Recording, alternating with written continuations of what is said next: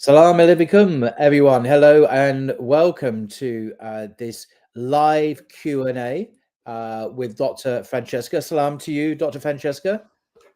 Wa alaikum salam, Paul. I'm very happy to be back. Great to have you back. I must say, this is a mental health Q&A live today. Please do post your comments or your questions on the comment section on the right there, and we'll do our best to share those with Dr. Francesca. We'll just let people click on the link and come on in to this live Q&A. But it's a very important subject, obviously, mental health, particularly in today's times with social media and TikTok and Instagram and YouTube and X and you name it. It's introducing new forms of challenges for us as a species. I think how to retain our sanity in the midst of this. So there's lots to talk about. Oh, there's a flood of people saying "Salam alaikum" and "Wa alaikum Wa salam." alaikum salam. So salam everyone. This topic is much needed. Yes, put that up there. I think this is a very good comment. This topic is much needed. Do you agree with Yes. that? Yes, of course, of course. And you know, mental health and psychology are things that you never have the good occasion to talk about because it's either that you're directly one-to-one with a client or it's in a course, but there is not a lot of public space yet, I think, in the Muslim community about this. So I was really, really happy to find the platform and the space in which we just talk about it, don't like necessarily becomes a monetized space or a space which is sold. It can be like bits and pieces here and there, or it can be a useful pointer for people that want to learn a little bit more and don't have the time, the space, or don't trust the resources. So I also agree that it's much needed. So alhamdulillah. Yes, lots and lots of comments. So as there are more people here now, this is a mental health Q&A live with Dr. Francesca. Who is Dr. Francesca? Well, she's a renowned neuroscientist and Islamic theologian with years of research excellence and practical expertise, actually. And she runs the cutting edge interdisciplinary diploma in Islamic psychology on BT Academy. And we'll be talking about that briefly as well. But let me just quickly look at the some of the comments because there's so many here. Oh gosh, I mean, this is going in the deep end, this comment, I must say. To improve our mental health force, should we get comfortable with the nation state and allow our degree Wow. into our daily lives? Right in the deep end. Okay. We didn't start with what to do and I have slight anxiety or that No, sort of none warm of up. that. So thanks. That definitely is challenging for me. So please allow me to take a bit of a longer answer for this one, because first of all, I think it starts from a very important point that mental health is not just about our own selves, and it is not self-referential. Many times, and a big problem with Western psychology is the idea that you always have to like fix yourself. It never really puts into doubt the system. Well, I think that in Islamic psychology we also have the freedom to say maybe the system is the problem, maybe this should not be pathologized.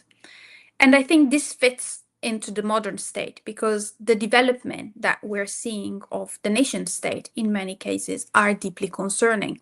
In the Western world, I think we're seeing several examples, and also in the Arab world as well. So there is a degree to which nation state governance affect our mental health directly. And so the fact for itself of being a nation state, so if you're meaning it compared to other types of state, I do not think it is that dramatic on mental health. But what the story of the nation state in Europe, for example, it means, which is basically redefining borders around people and languages at the beginning, and now it is very xenophobic, and it became a sort of exclusion to the other. So those that live in those nation states, maybe not being ethnically residents, or those that live there being ethnically originally from there, indigenous, but having converted, for example, to Islam, definitely that is detrimental to mental health. But we can find ways to cope with it. We can find ways to cope not accepting the government and the state per se in these policies, which can be very problematic, but finding our own area in it, autonomy in it. Well, in other states, of course, this can be even more traumatic, and we can see the effect of politics, for example, on marginalized communities all over the world right now. Mm-hmm. And the point of a degree of nationalism, I think that in general, nationalism is something which does not help mental health at all, and is basically a cognitive distortion. Is just believing that the place you're from is better because you're from it. You know, in psychology, and really caring about people's mental health, we try to see, do they think well? So logics is a very important part of mental health. You're supposed to use your thoughts in a linear way and not, for example, just have biases of whichever sort. Nationalism is one of those biases. So I'm very much against nationalism in terms of mental health. But I know it can be much more nuanced than that, for sure.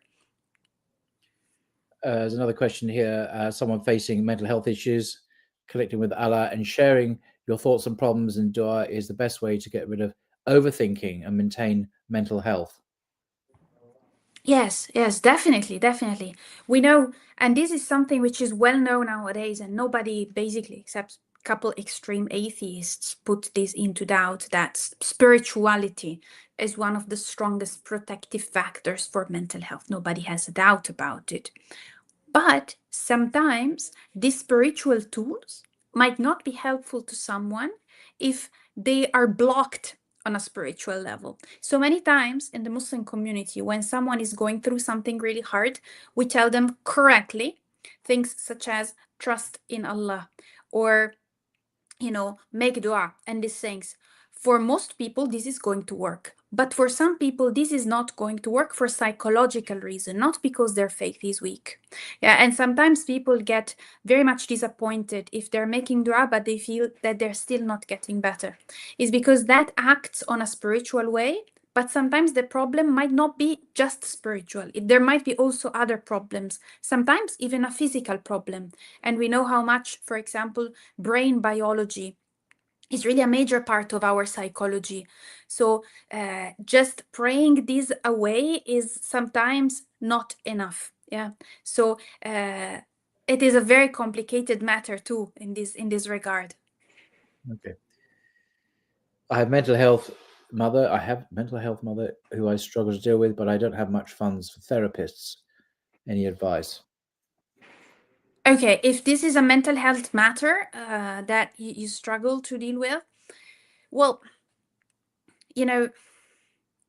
Islamic psychology and mental health are something that you do not necessarily have to go through with a therapist. These are things that people can learn for their own self.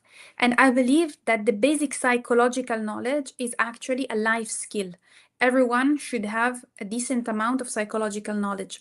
What do I mean is, for example, the knowledge of why am I acting always in this way when I am in this situation? For example, why do I tend to always default to anger or always default to sadness when certain things happen? This is a level in which you know it as a life skill, like cooking, like cleaning. These things you need to know to function well in society. But many times we ignore these things so much, subhanAllah. We think like, okay, if I'm Muslim, I just need, worry about reciting Quran, and then I see that, for example, I get angry, I mistreat people, I have blocks, I have very weird habits, and it's like, okay, just prayer and no care to this. But what we see when we look, for example, in the life of the Prophet ﷺ and of the Sahaba, that many of the advices that the Prophet gave to the Sahaba were not just prayed, but also, for example, do this. So actions are also very important to counter certain habits. So what this matter is and which type of this matter is depends a lot. So if you want to ask a follow-up question later and expand a little bit more in detail, I can give you specific advices, because an issue which is related to anxiety is going to be different than an issue about relationship or depression or whatever. And so definitely, I don't think, in general, I don't think that the only way to get better mentally is therapy. Absolutely not. I think that therapy is just for those people that really desire guidance and want to invest money in receiving that guidance from an expert. But I think that overall, the majority of people should be able to have the tools in a free way, in an exchange way, in an educational way, to get this information out there and to be able to apply them on their own self and get better and better. This is really a democratization, I'd say, of mental health, much more than how it is really gate kept a lot of time, right? Whatever happens to you, go to the therapist. No, let's solve it. Then, if everything fails, let's go to the therapist, maybe. Yeah. Okay. So just remind you, everyone, this is a mental health Q&A live with Dr. Francesca this evening. Assalamu alaikum to everyone. Please do leave your comments and questions. I'll put some more up in a sec. Just in the meantime, I just want to introduce briefly the diploma in Islamic psychology, introducing BT Academy's cutting edge diploma in Islamic psychology. Would you like to just introduce this course to us briefly, Dr. Francesca? Yes, so I'm really excited about this course. This is going to be the second iteration of it, and is really part of the attempt to allow people to care about mental health, not necessarily through a therapist, but to spread this information in the Muslim community. So this is going to be about the history of this noble and fundamental discipline, which is Islamic psychology, ilm al-nafs, its application. It is a self-transformation journey as much as it is an academic one. And I know that it's a big claim, but I think it was like this for our last court. And some of our students also were, and I really want to stress this, were on a scholarship because they came from difficult backgrounds, and we do award scholarships for people in need. So please do not let money be the only obstacle for this. Inshallah, we will help as much as possible because this knowledge needs to get out there, and we will really do our best for it, inshallah. Yes, so do go to bloggingtheologyacademy.com, the website. You can apply online directly or ask questions and see the details of the course there as well as more about Dr. Francesca as well. So have a look at that if you wish. So let's go back to the questions that have been coming in the meantime. I see many interesting ones, yeah. Okay, someone very sweet there says, thank you very a lovely message there from Turkey, which is very sweet. I was there recently in the amazing Istanbul. I'll just go through them in order, really. Salam. Sometimes I see spiritual advice on mental health online, but they delve into non-Islamic sources and promote things like chants to connect with the universe, etc. What should we make of these? Yes, the problem with looking for advices for mental health online, and I understand we're all in the same situation at the very beginning, so we have to look somewhere. But it's not only a problem of the techniques that they're going to suggest. It's a problem of the whole framework. It's just not what we're doing, not what we're here to do. Yeah. Mm-hmm. So, for example, a lot of Western psychology, for example, will push a lot on the boundaries narrative. So instead of the repair narrative and the harmony narrative in relationships, so it will push a lot for separation and isolation. So we might say, but there are situations in which we might want to use boundaries in the Islamic tradition. True, of course. But the whole framework is different. So the prioritization is different. What is important to them is that the goal is different, because the goal of Western psychology is to feel good with yourself. This is definitely not what you're doing. Mm-hmm. At least it's what I'm doing, and that's what I understand that Islamic psychology is doing. Islamic psychology is about reconnecting yourself with what is truth. It's to really transcending your human limitations and reconnect with Allah already, in a meaningful way, without waiting for heaven to have a relationship with Allah subhanahu wa ta'ala. It's many times we tend to do as Muslims. It's like, okay, let's suffer, let's go through a lot of negative feelings, depression, anxiety, feeling unhappiness, ungratitude in this life, and then I will go to heaven. I would say that 90% of these things that we suffer from are already solvable in this life. And then, of course, there are tests, because Allah does test us. So it is not only a problem of chance. It's a much deeper problem. And I would claim that many times, even go through standard cognitive behavioral therapy, it is a problem for us. I will make an example. In the case of obsessive compulsive disorder, that we would call waswas al-qahri, because we also have a way to call pathologies which came about 1,000 years before the one that we're using now. So there's a very long science about this. In the case of waswas al-qahri, the Western tradition would say you should expose yourself to what is scaring you, and then you decrease the response. But what if this is a blasphemous thought, as it is in the majority of Muslims? What are you going to do? Expose yourself to blasphemy? What if the thought is maybe, and a'udhu billah, religion is not true? What are you going to do? Expose yourself to that? So you can't. You can't, because the objective for us is not to just let the fear decrease, but it is to get rooted into that truth, get back into the rail.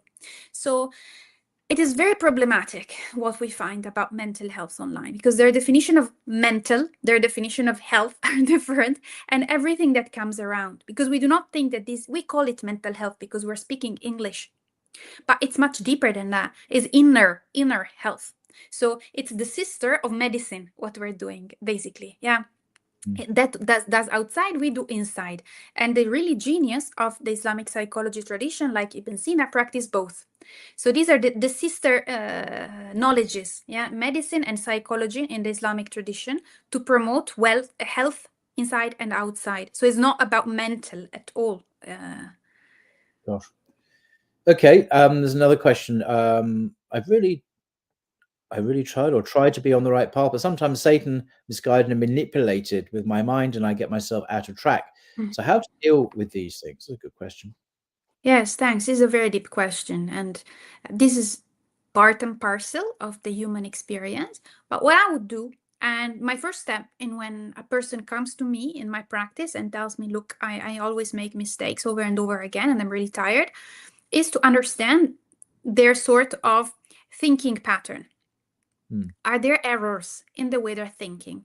Because thinking is always, the planning part of action. We can't say that, the shaitan is just doing a waswasa in our ears and then we act. No. There is going to be a lot of thinking and planning. Just sometimes it's so automatic that we do not realize it. For example, if a person is addicted to porn, which is very common nowadays, then of course the waswasa is going to be watch it. But then there's going to be a whole planning. And the planning is going to be, for example, it's just the last time. I'm never going to do it again. Or I am such a failure already. What is it going to change? All these ideas are cognitive distortions that we have to refix, basically, restructure before the person is able to go out of the same mistake. Because if you think you're worthless, and if you think you're destined to help, for example, like some people really think that's the base belief, what's the point of really getting out of that bad habit? Or if you think, on the other hand, it's just my personality, no big deal, you minimize it. That's also about your thinking. That's the way you imagine, entertain, plan, evaluate things. So usually our point of entry into the inner part of the human being is always through rationality, because rationality is also the only thing we can engage when we're talking to someone. We have to go through language. Yeah, we have to go through their thinking. They have to explain to us the thing. So we're already in the rationality or in the aql. And in that component of the human beings, we have to straighten everything up. Straighten everything. Because if you try to go deeper to emotions, for example, to relationships, or to the nafs, to the will, and you can't if the person is not thinking well. For example, if the person, also another example, overestimates fatigue. There are some people that are a bit lazy, but this is also a cognitive side. It's like, if I'm going to do something heavy, I'm really going to get tired. And when they say in their mind is really something big. So you tell them, what's the big deal? You're going to sleep if you get tired. And then they realize, I thought it was such a disaster to get tired and to get fatigued, but instead it's a normal part of life. So you see how changing thinking now removes a block that looks like it's a sin, or it looks like it's a behavior, but instead this is thinking.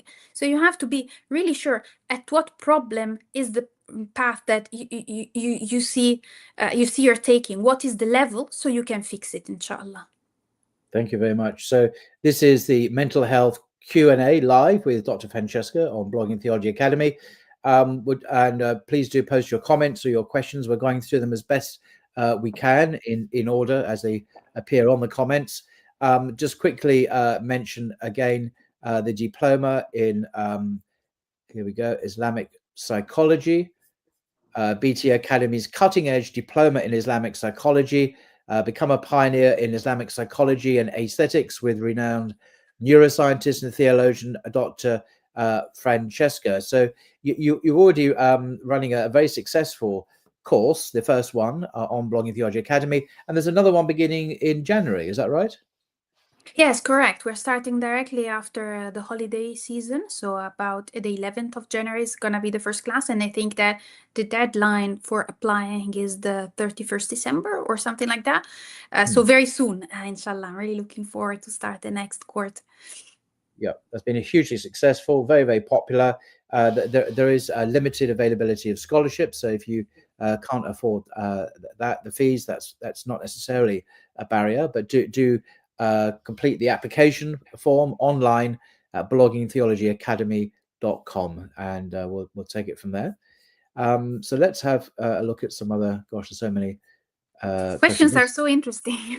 Yeah. Yes, there's this one, which is very interesting indeed. What can I do if I struggle with low motivation and self-esteem due to negative messages in the media, Islamophobia and racism? I feel my morale takes a hit every time I read or scroll through it. This is a very real problem, I'm sure.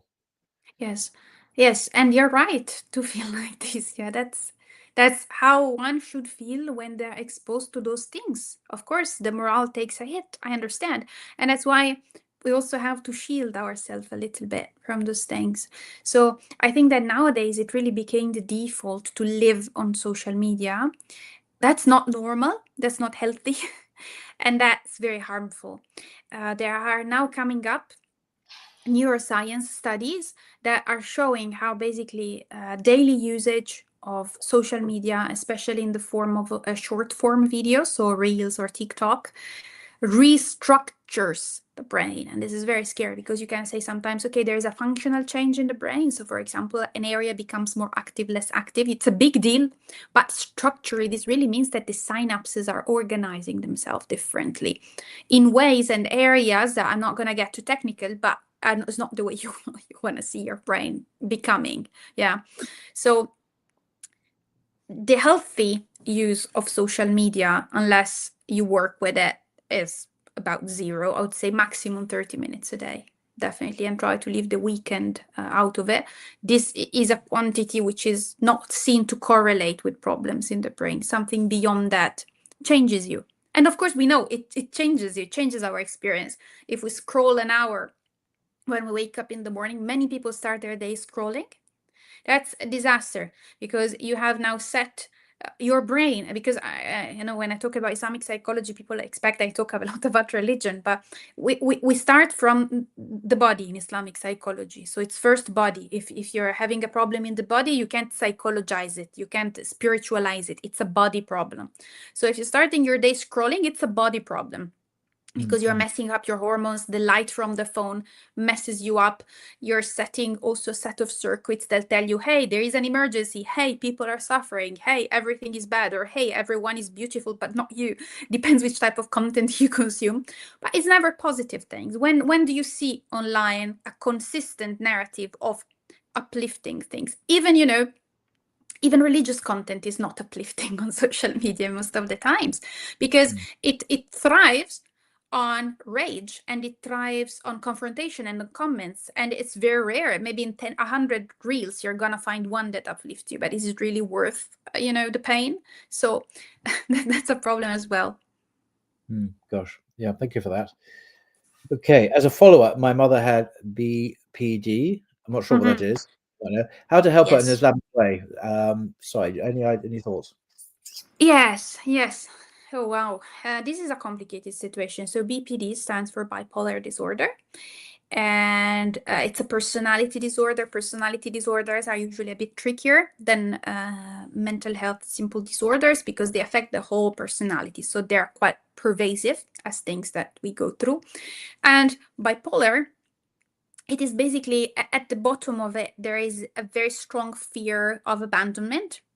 And that fear of abandonment translates into an overly dramatic behavior, which can be quite explosive, which can be quite dramatic, and it's an instability of relationship which comes out of it. So it depends how she expresses it. In some cases, that's really impossible, unfortunately, to keep it functioning. So you have to keep a very distant relationship, unfortunately. And I strongly suggest in this case you talk to someone who's really competent to cater a strategy for your specific case. What is the safe distance for both of you? Because is not when people find a bit of a distance from, especially if it's a mother or a father, they feel very guilty because they feel like they're just doing for themselves. But I can guarantee, working with people that have this personality disorder, they also suffer a lot when they go in this confrontational, dramatic mode. So the distance is good for both. If they're not able to self-regulate when they're in your presence, and there can be for narcissistic personality disorder, bipolar personality disorder, which are the most well-known. This is, of course, taking for granted that this is a serious case and the diagnosis is true, because we also go through right now a lot of diagnosis, and I would say maybe a quarter of the cases that I see, the diagnosis a little bit shaky. Yeah, so also that has to be verified, of course.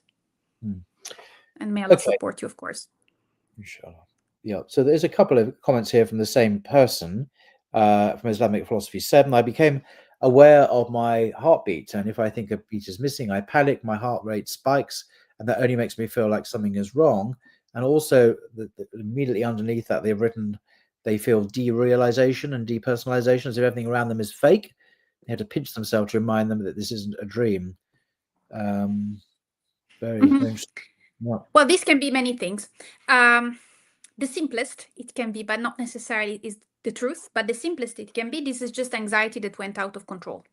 I saw this a lot of times with people starting with an anxiety disorder, anxious personality, and then this ramps up. And of course, an anxious person is, by default, they ramp up everything, unfortunately.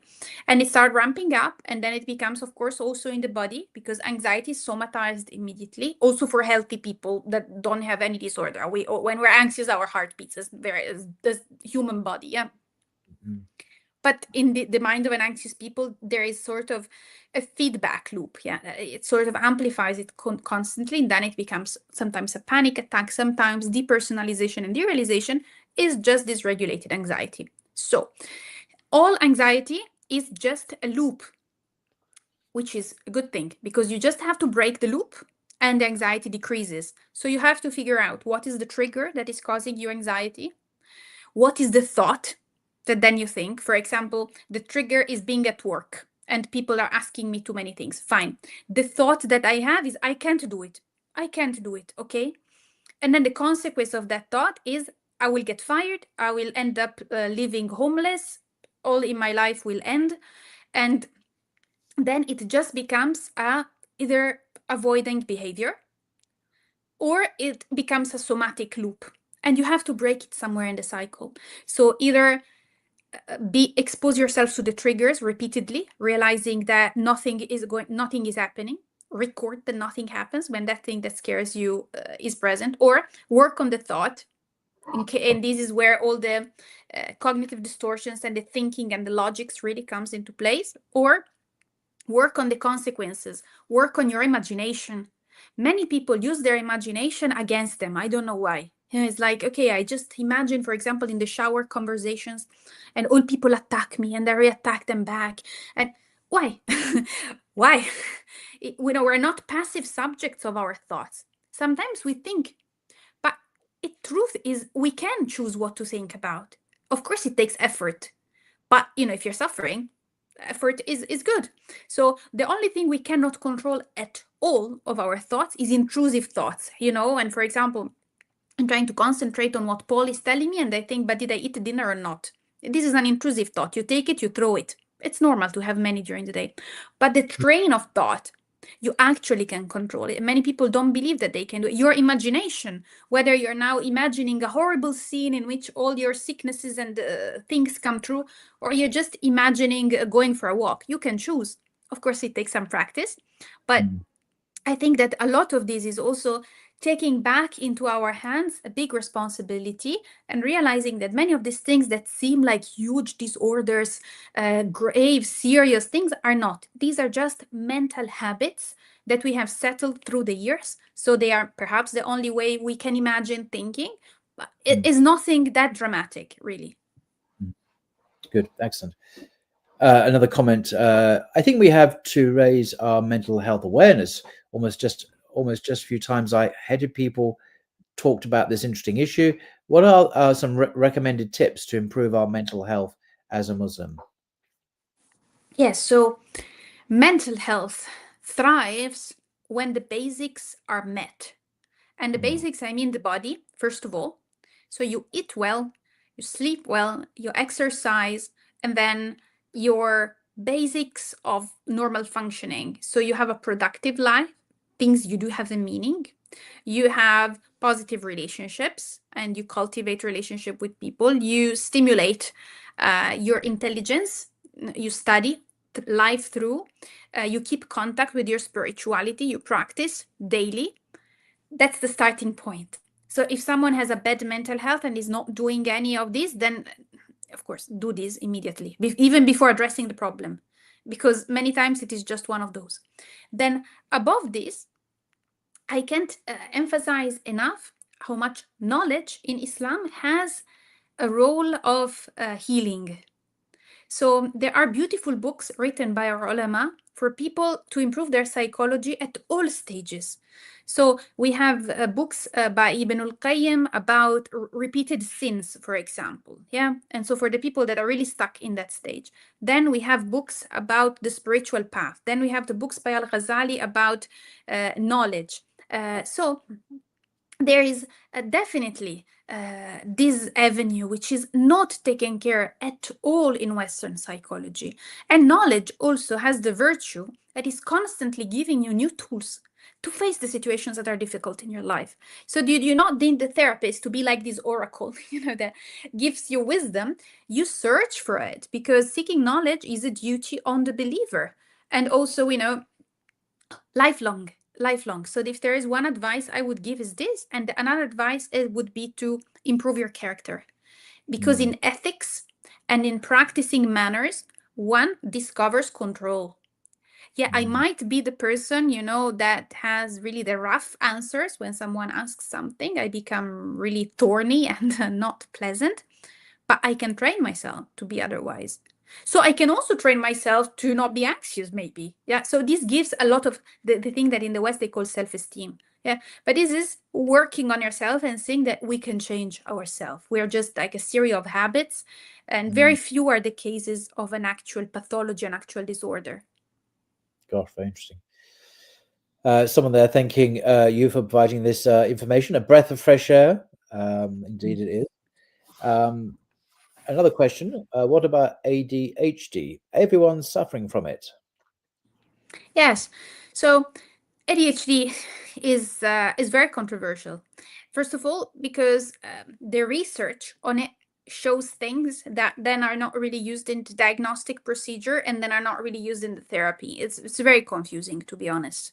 So there are studies that show that some people who are diagnosed as ADHD also have different brain wiring and a different brain chemistry, let's say, in both aspects. However, different brain chemistry and different wiring can also be a result of a repeated behavior. So when we're saying their brains are different, we're not meaning that the difference in their brains is causing this, but maybe different habits are causing the difference in the brains, which then we are labeling as ADHD. Yeah, that's the true in most things. Also, ADHD, like autism, being something that varies a lot. Autism even much more, through a spectrum, as they call it. But also ADHD, it also has different sides and different types. It is very responsive to intervention. But sometimes when people are not really given the motivation, or when people are pathologized, then this habit remains forever. In ADHD, there is sometimes an obstacle towards action, and there can be many strategies that can be taken towards this. And these are, again, they are behavioral strategies, not medication. Many times, the first line of intervention for ADHD nowadays is medication. That is incorrect, because there is a lot of behavioral training that can be done on people like this. And I believe that people with ADHD are actually two separate groups of people. I believe that both groups are diagnosed with ADHD, but in reality, they are two very different populations. One with a different brain wiring, depending on their early environment. And we are seeing nowadays how, for example, constant exposure to screens in young children increases the probability of ADHD. Another group is just people with bad habits. And their habits are so bad and they're so dysregulated that their attention is boiled, fried, finished. And they also, and many times it's just their attention, because the hyperactivity dimension is not there sometimes when it is diagnosed. So attention is really something that we're supposed to train throughout our life for it to be there. If you're just gonna scroll and go to work and then bed rot, attention is not gonna be there, whether you have ADHD or not. So we have a responsibility. We have an amana on these skills, these incredible skills like memory, attention, language. Subhanallah. Nowadays, the people relying on ChatGPT to write WhatsApp, this is destroying your ability to use language and to think. This is very serious. Yeah, and it changes your brain. Then you can't use it when you want to use it, right? Because it atrophied like muscles. It's devastating. So please take responsibility of the things you have and the capabilities you have. Don't just delegate, because then you can't do that anymore. Amazing. Okay, Assalamu alaikum. I want to know if how can I apply for the full-time scholarship? At the same time, is there a special field for it, as I don't have money to pay for the diploma? Well, this refers to our Dr. Francesca's diploma in Islamic psychology. Here we are, introducing BT Academy's cutting-edge diploma in Islamic psychology. Become a pioneer in Islamic psychology and aesthetics with renowned neuroscientist and theologian Dr. Francesca. And you can apply on the website there. Apply now, just click on that. But in terms of scholarships, Dr. Francesca, what's the policy? Yeah, so they can write it on their statement, because they are supposed also to write a motivational letter about why they're applying, of course, because we just accept also paying students. We just accept highly motivated people, because we do not want these to feel like I'm just doing it as a business or a random qualification. We really want people that then will apply this and share it and spread this knowledge around. So that's our primary interest. So please just apply and write in your statement why you should be a recipient of a full-time scholarship, and inshallah we will review your application as soon as it comes in. Yeah. So this is the application form for BT Academy's Diploma in Islamic Psychology, starting in January next year. Applications without a personal statement will not usually be considered. Please complete all sections. Fairly standard kind of questions there, and submit your application. So do have a look at that if you're interested in taking this subject further. Okay, let's look. Oh, are there Can I go back to some specific questions before? Please. Yes, let's yeah. So at the very beginning there was one on schizophrenia, and then one about gender. Okay. Let me scroll. Okay, just looking through it. Just going down it now. If you see it, do shout. Okay, we did that question. Nation state. It's about the spiritual advice for mental health online. A couple comments below. There is one about schizophrenia, and then there is one about gender, which I find very interesting. I think I must have missed that one, unfortunately, but hopefully it will suddenly appear. Okay. Then I'll start to answer if it's not a problem. Then when you find it, please, I'll keep on looking. Yeah, please do. Okay, so the question is, schizophrenia could also be due to physical bio-brain problem. Yes. Yeah. Okay, cool. Found it. Yes. Yeah. Not just low in faith, Iman. I have never seen a schizophrenic that became that because of low faith. Just not a thing that happens. Yeah. So schizophrenia is one of the most severe mental health problems, and is actually at the corner between psychiatry and neurology.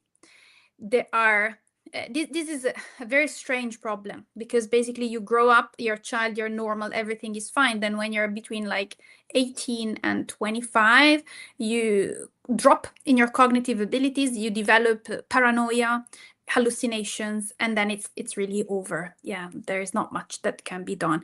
And sometimes it's at a level in which you can still live with your family, but most of the time you have to go to a structure because you really are not able to behave anymore, and you have this paranoias, and your thinking pattern is forever changed, and also your intelligence is very much affected. And this was also thought to be earlier in time an early dementia because of how much it was affecting cognitive capabilities. Wow. So this definitely does not. And I don't think that there's any mental health issues which is directly caused by being low in faith at all. Yeah, this is a different thing. It's like physical. I see mental health as much as I see physical health. You don't break a bone because you're low in faith. It's a thing that Allah wanted for you in that moment, and it has a meaning for you. But things are not just I was this, then that. That's Allah subhanahu wa ta'ala plans in a more holistic way. So to get wisdom about that, of course, we have to analyze everything, and sometimes it's not possible to exactly understand the why. And in schizophrenia, we see a lot of issues. There's genetic correlation, there is inflammation, there is changes in the brain, there is toxicity. So this is a very, very complicated sickness, definitely not related to spirituality. And you have to be very careful with schizophrenic patients. How do you talk to them about spirituality? Because they're very fragile. So if you use the wrong words, they're going to get paranoid, but they still need it. So you have to be extremely delicate with these people, really. Amazing. Now, was this question the one you mentioned about gender? Was this the one? Yes. I find this a very, very interesting idea. So they say best thing for mental health for women to act like women, and men to act like men. Men need territory, and women need men with territory. I don't know.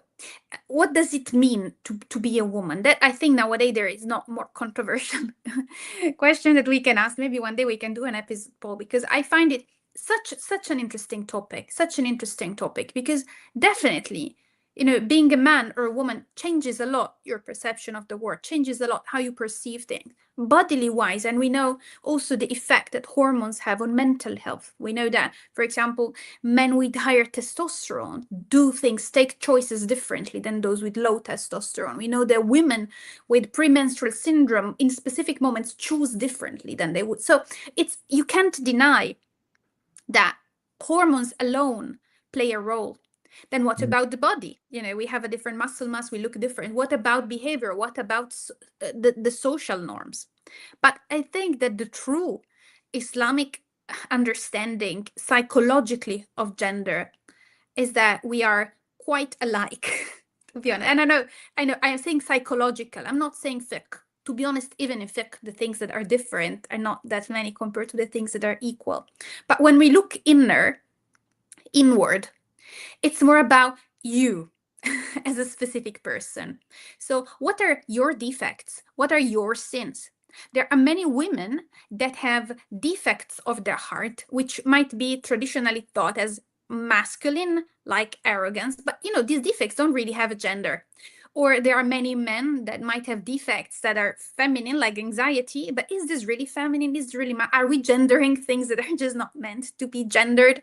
And so maybe gender is more relevant on the outward and on the Sharia sense than it is in the inward or the spiritual sense. And I believe that people can really transcend those differences in growing up spiritually. The highest level faith women and highest level faith men that I've met are not that radically different to each other in their behaviors, in their manners, in the way they speak, in the way they think. They're just all directed towards Allah subhanahu wa ta'ala, and that's it. So even the idea of needing territory, this is very nafs. This is just I want. But in Islamic psychology, this is maybe level 1. We're supposed to get much beyond that. So you're not even gonna be anymore I want. You're just gonna be I am now, aligned with what Allah subhanahu wa ta'ala wants now. That's mental health. And I know it's very ambitious, but that's the point. Because if we're just gonna tell people I'm gonna cure your anxiety, and then leave you. Then, okay, it's not that bad, but still you don't have a meaning in life. You still have a lot of defects in character. You still act nasty to other people. What's the point? What's the point? It's just pain reduction. It's a painkiller. No, it's very ambitious Islamic psychology. So this is true to a surface level, but let's get beyond that and see what happens, because nobody wants to get beyond that. And nowadays everything is about gender wars. Yeah, women do that, men do that. Yeah, maybe at a starting point, but let's grow and and see what happens, subhanAllah. Wonderful. So we've got about 15 minutes left, I think, before we have to conclude. We'll try and get through as many questions as we can. Please ask Doctor to answer the question: how can one come out of procrastination step by step Islamically? It's a good question. Yes. And also, I mean, if there are many more questions, I am okay with either staying a bit longer or we're doing a second Q&A poll if you want, because I really enjoy these things. And I think that people feel free to talk about things that maybe they don't have much the occasion to. So whatever. But as to the question, procrastination is of different types. There is a procrastination which is caused by a belief that you have that everything is useless, so it's a bit nihilistic, or that no matter what I do I'm gonna fail, so this is self-esteem, or oh my god, too much stuff to do, so this is anxiety. So good procrastination treatment is on the root cause. Please don't trust the people that tell you procrastination is beaten by doing 2 minutes this, breathe 5 times, hit your head on the wall. No, you have to go root cause, because if you do not act, there's a reason why you're not acting. So let's start from that reason. Is it that, for example, in your environment, it is believed that after work, you're just supposed to chill on the couch? And then you see, okay, why should I memorize Quran? Come on, this is heavy. Yeah. That's the belief, that you think your free time should be meaningless time. And then you address this belief. Is it really that? So, but while, for example, if it is about self-esteem and it's about just I can't do, then you have to fight it with facts. But at work, I can do. In this situation, I can do, which is the base level. But if you go up and up, then it's going to be, if Allah wills, that from this intention comes out something good, it will come out something good, but I will be rewarded for trying, which is the most mature way. So again, go to the root cause, self-analyze yourself. Please, to everyone, don't think about your mental health problems and struggles just as a label, because that is going to destroy you. Yeah. If you think just, I have procrastination, I have ADHD. No, see, I have a problem with my attention. I get distracted a lot. Why is that? Investigate, enter inside yourself. You are going to find the root cause. You're going to find the pattern. Maybe it's in your history. Maybe it's in the things you read. Maybe it's in what you watch. Maybe you learned it from someone. Investigate. You will find something and work on that. Okay, excellent. Next one, advice for one who stutters. Said person sees blessings in its reward due to its difficulty, but it's exhausting and debilitating, unable to effectively communicate in everyday life, and makes one recluse. Yes. So there's a difference between the one that stutters from birth, from when they start speaking. It is a bit different than the one who took it on. If you take it on, it often has to do with a traumatic experience, while otherwise it is more of motor plus anxiety. The component of anxiety is always present. So if you can work on your anxiety, it's the indirect way, but then there should be physical therapy for stuttering. Yeah, combined on the work with anxiety. That is usually a combined approach to get better into this. In general, it is believed that it is not a defect in the brain. So this is something that which can be corrected quite easily. Excellent. Okay. Different tact. Are there any classical Islamic books on psychology by classical scholars in Arabic or English? Yes, there's a lot. There is really, when I talk to people about Islamic psychology, many times they tell me, oh yeah, but this is a new thing. Yeah, they believe it is something that we just take from the West and we slap the label Islamic on it, and it's like CBT or ACT, but done the Islamic way. No, this is something as old as Islamic theologies. You find books already from the year 800 of the current era. So if you like ancient stuff, there is quite a few texts translated by Abu Zayd al-Balkhi. And so this is a very early scholar. And these are in English. Some were translated by Dr. Malik Badri, rahimahullah, and he was one of the pioneers of Islamic psychology, the modern one in English, which talk about meditation, the Islamic way, or reflection, or mental health in general. And then you have, well, in Arabic, there's really the whole, for example, Al-Muhasibi, right? Or authors, all the Abu Talib al-Makki, that can be for the Ghazali already. There is really a lot of stuff there, which is psychological. The whole current of Suluk, Tazkiyatul Nafs is basically the same of what we're saying. Is Ilm al-Nafs, Tazkiyatul Nafs, same thing, same discipline. So, and then it goes on. The most well-known author, I think, nowadays, for reasons of popularity, is Ibn al-Qayyim, but he's basically saying the same thing that everyone else is saying around. And I would claim that Islamic psychology knowledge is found basically anywhere in classical Islamic text, even in poetry, even in stories. Everything is very psychological, because ours was a civilization which was able to look inward, not to just be on the fiqh side, on the exterior side. This is a thing that the West told us we did as an accusation, so we started doing it, which was a very strange reaction, subhanallah. But we used to be really focused on mental, spiritual, adab, and everything which was more inward. And then we became, unfortunately, a culture which is just based on, if you pray and fast, do whatever you want. If you don't feel well inside, just pray more, and it's gonna be like that. We weren't like this before. Extraordinary. I'm 21 years old, suffering from baby bipolar and OCD. Mm-hmm. Yes. So bipolar and OCD is not a very common combo, so I would be curious of that. Bipolar disorder, basically, this is a mood disorder, so you alternate periods in which you're very elevated and there's maniac states, and some in which you're really down. These are depressive states. Well, OCD, I think we all know, is a very popular thing nowadays, so we all know what that is. One thing that I would check is if these correlate, these two disorders. So does it get better or worse in some of the two situations? Because an obsession during a maniac episode is treated different than one during a depressive one. So during a depressive one, it would be more inward. It would be more about the beliefs and mental exposure, because you do not have the energies and the resources to do more. While during a manic episode, it would be maybe a byproduct of an hyperactivity of your mind. So these two would have to be faced and analyzed together and in correlation. And for what concerns OCD, there is a nice book which is called the Workbook on Islamic OCD, which is by Dr. Keshavarzi and other from the United States. And it is a nice book. It's also for people suffering from it, not only for clinicians. So maybe you can start from that, inshallah. Okay, thank you.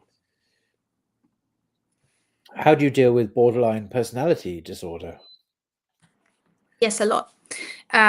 Especially when I do marriage therapy, many times there's borderline coming up. Borderline, I don't like it too much as a diagnosis, because I think that many times it's just a label which is used to describe women that have been very hurt by life. And it's just a pattern of behavior that women that saw this happening to other people, it's a learned thing. I don't think it's innate at all. It became a thing that when a woman is too hurt, then she will become that. It's a sort of a protection to some level, which then takes over, and it's very hard to turn the other way. So definitely, I have worked with this a lot. And the way you deal with this is that you try to ramp down the things. So any component of drama that you have there. So for example, you have some very charged interactions about a certain topic. Finished, over. You're not gonna discuss it anymore. For example, change the location in which you meet that person for it to be a public place or a public location.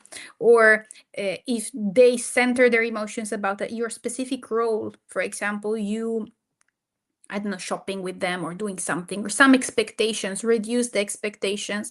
So unfortunately, with borderline, being there but in a minimal way is many times the best approach. And here I'm taking for granted that you're not the one with borderline, but you're the one dealing with borderline. If you're the one with borderline, emotional regulation is going to be a key capability, which little by little you'll have to develop. And if you have a good spirituality, this is going to help you a lot, not spiraling, because the main enemy of borderline is spiraling. So you start feeling, I am getting abandoned. Okay, I have to avoid it. I will go at any length to avoid it, because being abandoned is the absolute evil. Yeah. So if you can restructure that thought somehow, and that sometimes takes a very long time, but if you can restructure it, being abandoned is challenging. If Allah wills, I'll go through this. That can stabilize borderline, inshallah. Okay. Someone here is asking, we'll keep this broadcast on the channel. Yes, it will be on Blogging Theology after we finished, and so you can watch it on under the live stream tab on Blogging Theology. So please do that.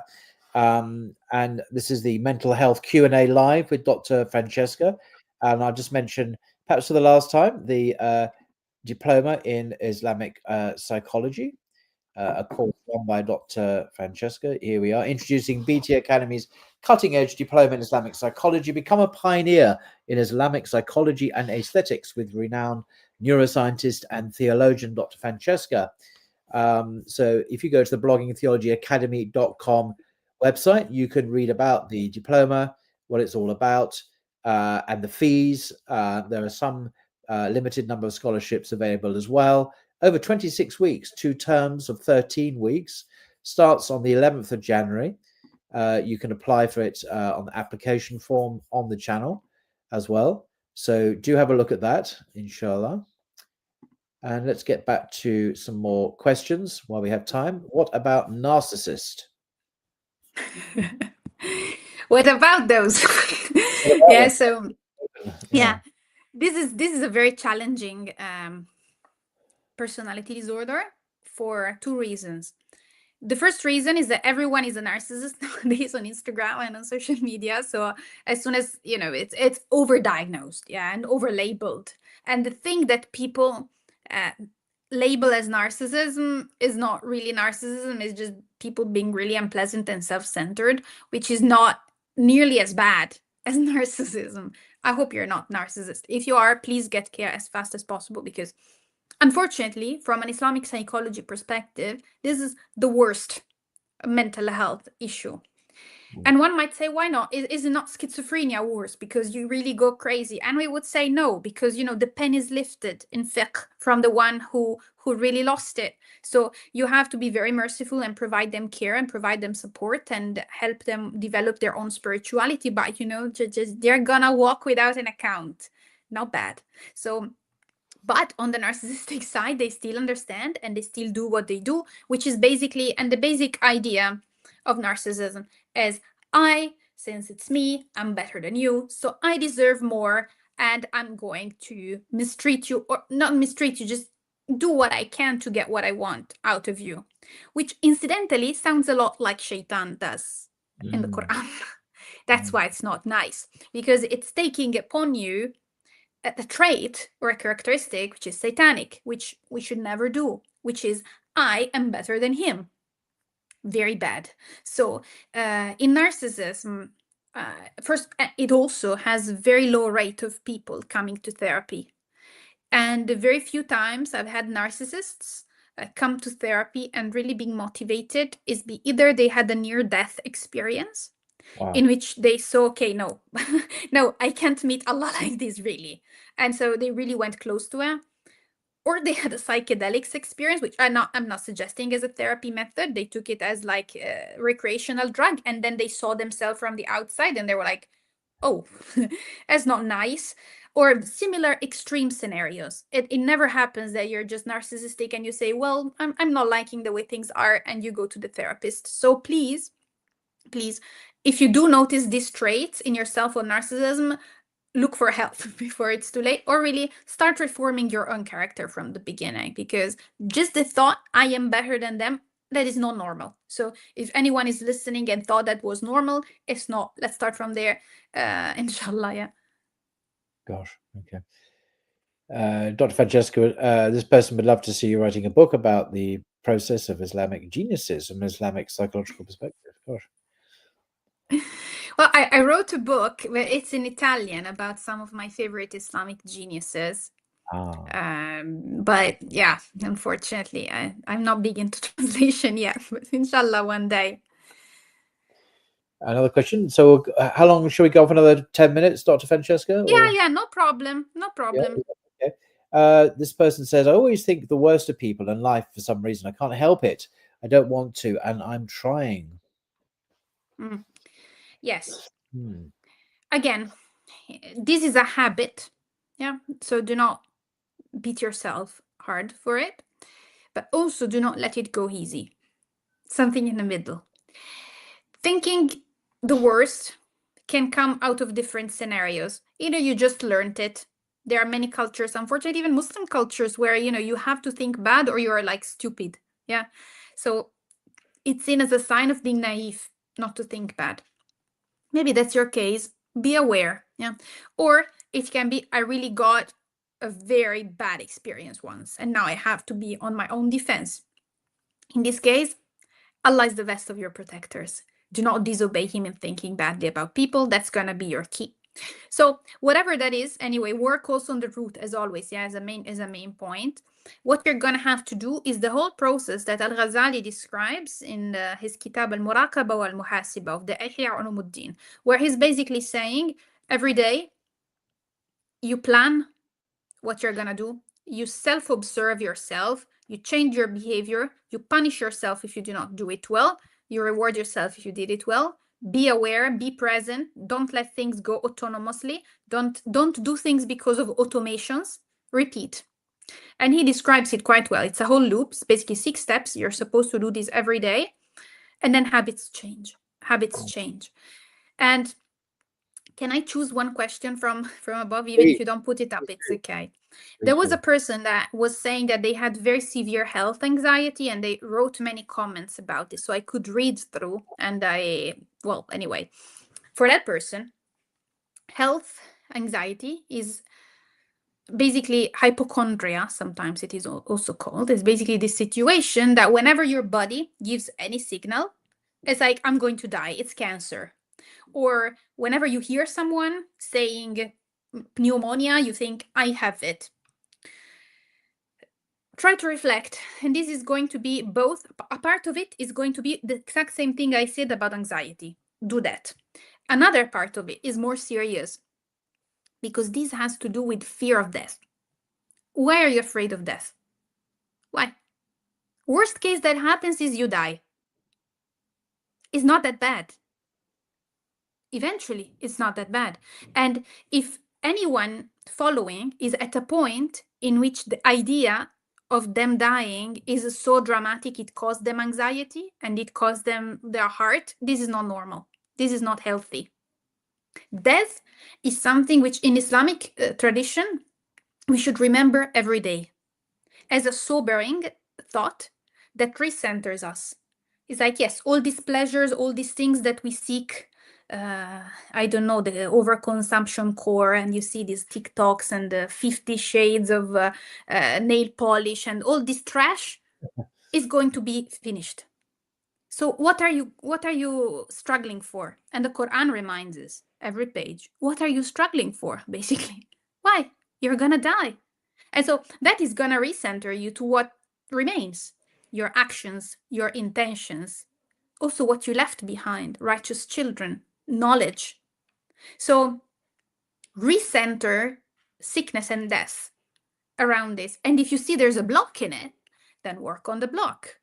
And if you think it's because I can't stand the test, then work on that thought. A lot of introspection. And this is going to be, mental health.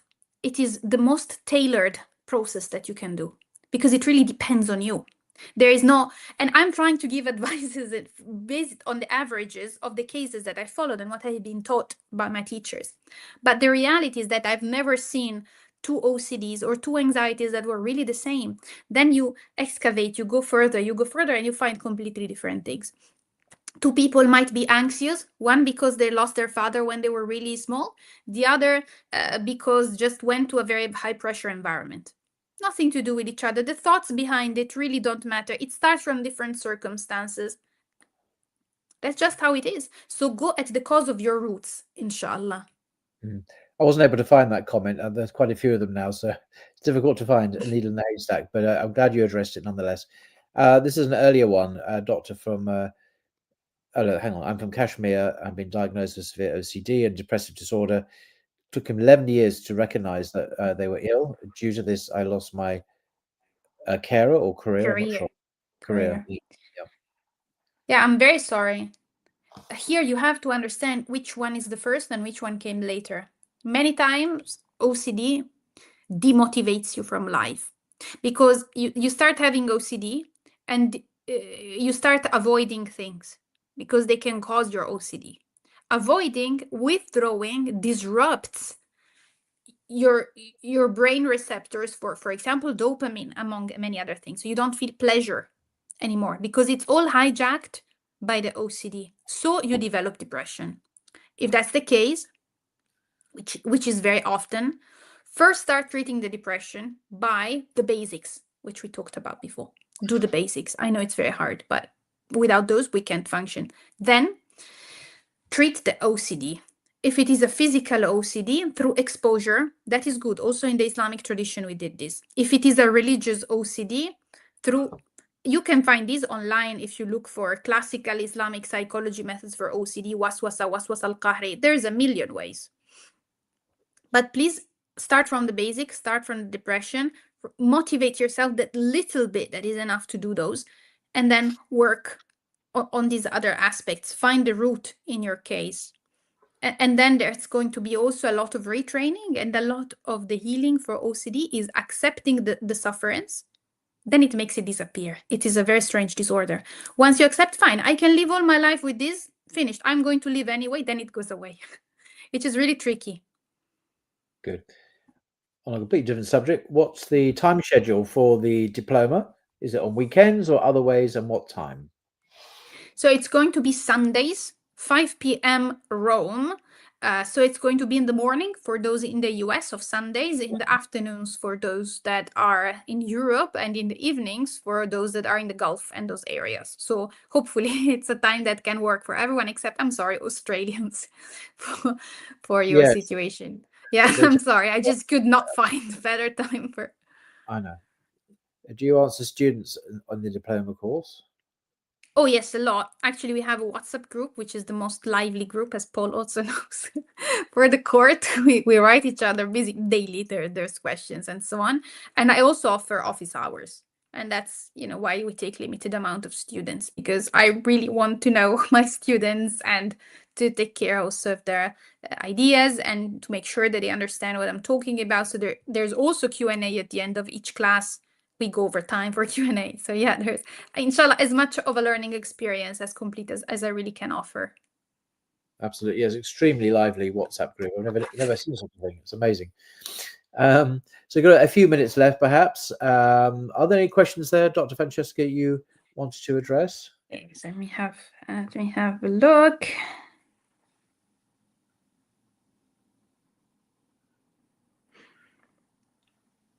Yeah, one which was very fast. I have this issue. I have trouble in trying to read for a long period of time. Honestly, I can barely read for a minimum amount of time, yet I want to read Quran more and other books that are beneficial. This is very much about habits. So don't be afraid. If your habit is that you don't read, start with 5 minutes a day. Then it becomes 10. And then you have to remove things that distract you. So, for example, a lot of time spent in front of screens decreases the capabilities that you need to read books. So it becomes either I read books, or I'm cooking, or I'm taking a walk, but it's not like I'm scrolling, or it's not like, consume substances, I don't know, whatever, the things that harm your attention capability. And you'll see little by little, it's going to become very easy. Once upon a time, it was the norm for our 2 generations ago to read books for hours every evening. It's very normal. It's not a strange thing to do. So inshallah, you will find the skills. Yeah, sometimes myself, I have to literally leave where I'm living and go on the underground on the subway, and I just one of the nicer ones with my book, and I just read on that with my earphones on, and I can that way I'm not distracted. Funnily enough, even though I'm in the public domain, but it's I'm not in any way sitting in front of a computer though. That's the point. So, and I can get a lot of reading done that way actually. Okay.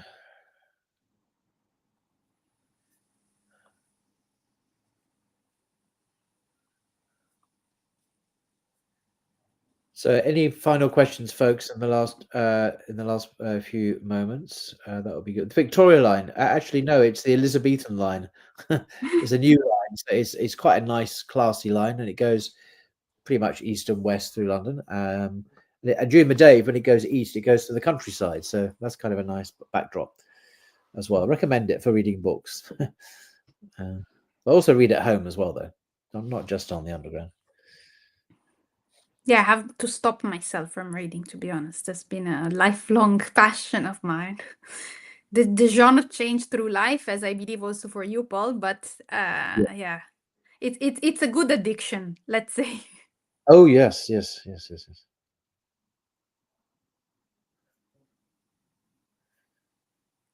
So, any more questions? So,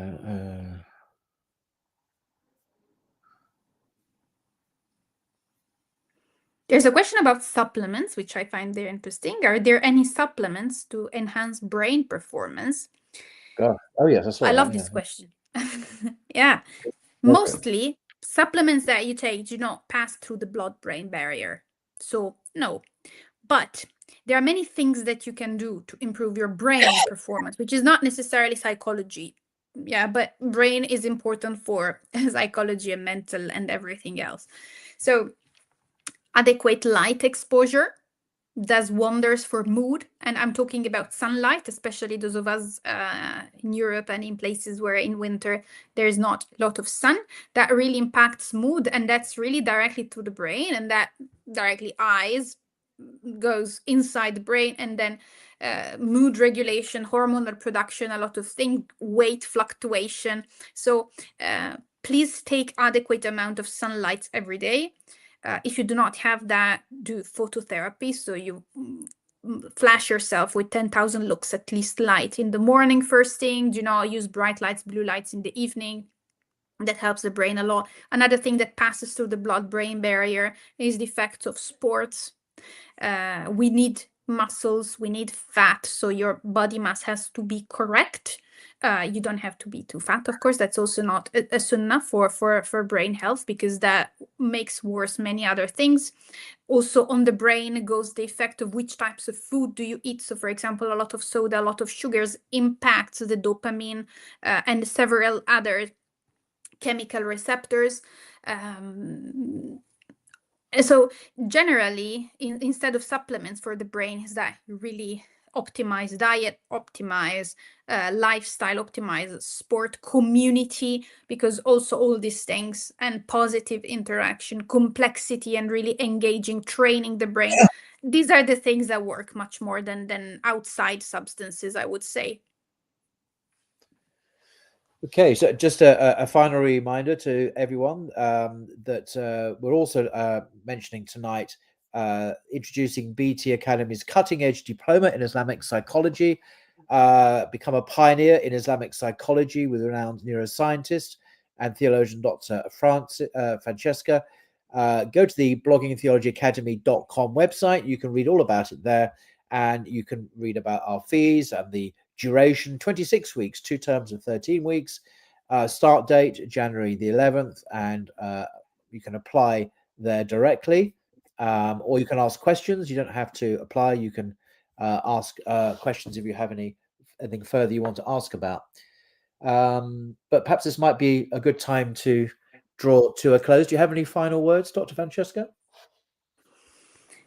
Well, thanks a lot for everyone here. I tried my best, but I know that everyone's question required more attention and more care and more time to be really answered. But I hope there was a little bit of a glimmer of hope, and somehow I could help. And for everyone who really has a genuine interest of what mental health or spiritual health means in Islam, please have a look at what this course is about, because I think it can be very beneficial, inshallah. And if Paul wants, we can have another one further on of these Q&As where people can ask. And I think it's been very popular, this particular session, so inshallah we might do that. So thank you very much, everyone. And this recording will be available on BT Blogging Theology, and I'll put a link also to the Blogging Theology Academy website where you can apply for the diploma in Islamic psychology. So until next time, thank you very much. Assalamu alaikum, everyone. Goodbye. Wa alaikum salam.